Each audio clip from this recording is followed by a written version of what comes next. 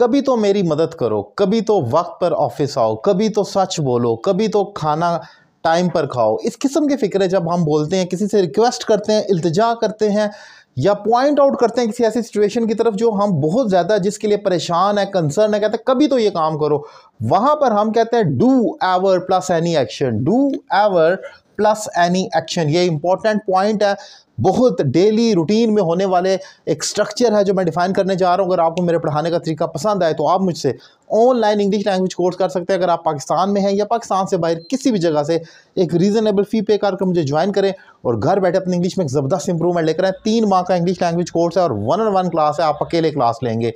अब ज़रा टॉपिक को समझते हैं एग्जाम्पल्स की मदद के साथ, जिससे आसानी हो जाएगी इसको ज़्यादा क्लैरिफाई करने में। जैसे कभी तो वक्त पर आओ या कभी तो वक्त पर आओ, तो मैं कहूँगा ये असल में ग्रामेटिकली अगर कहा जाए तो ये एक इंपेरेटिव सेंटेंस है। इंपेरेटिव सेंटेंसेस जो होते हैं ये ऑर्डर, कमांड, रिक्वेस्ट, एडवाइस या सजेशन को शो करते हैं और ये वर्ब से शुरू होते हैं। जैसे ये डू आपका वर्ब है। सो मैं कहता हूँ कभी तो वक्त पर आओ, do ever come on time. कभी तो वक्त पर आओ, इल्तिजा कर रहा हूँ, रिक्वेस्ट कर रहा हूँ, मैं कह रहा हूँ do ever come on time. कभी तो मेरी मदद करो। मैं जब भी उसको मदद के लिए कहता हूँ वो कोई ना कोई बहाना करता है, तो मैं कहता हूँ do ever help me, do ever help me, कभी तो मेरी मदद करो। इसी तरीके से कभी तो सच बोलो, तो मैं कहूँगा डू एवर स्पीक ट्रूथ।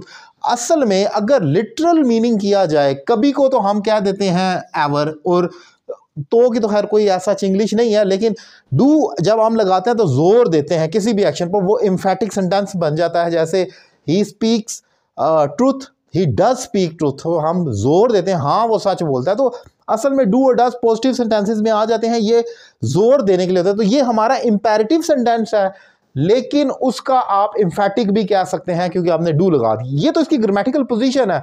अगर आपको इससे कोई गर्ज नहीं है, मुश्किल लगता है, इसको छोड़ दें। याद ये कर लें कि जब भी आपने ये कहना हो कि कभी तो ऐसा काम करो, वहां पर डू एवर का इस्तेमाल करना है। इस किस्म के हज़ारों लाखों फ़िक्रे आपके इर्द गिर्द हैं, डेली रूटीन में आप बोल रहे हैं या सुन रहे हैं लोगों से। आप किसी को कॉल करते हैं अपने दोस्त को, वो आपके घर ही नहीं आता, कभी तो हमारे भी घर आओ, कभी तो गाड़ी चलाना सीखो, कभी तो खाना पकाओ, कभी तो तुम खुद अपना काम करो। तो इस किस्म के फ़िक्रे हम बोलते हैं जहाँ पर डू एवर का स्ट्रक्चर इस्तेमाल होता है। इंपॉर्टेंट लेक्चर मैंने डिफाइन किया। एक एग्जांपल आपके लिए छोड़ रहा हूँ, इसकी इंग्लिश करें। आपने अपने फ्रेंड से पूछना है कभी तो तुम मेरे घर आओ, कभी तो तुम मेरे घर आओ, तो इसकी क्या इंग्लिश होगी?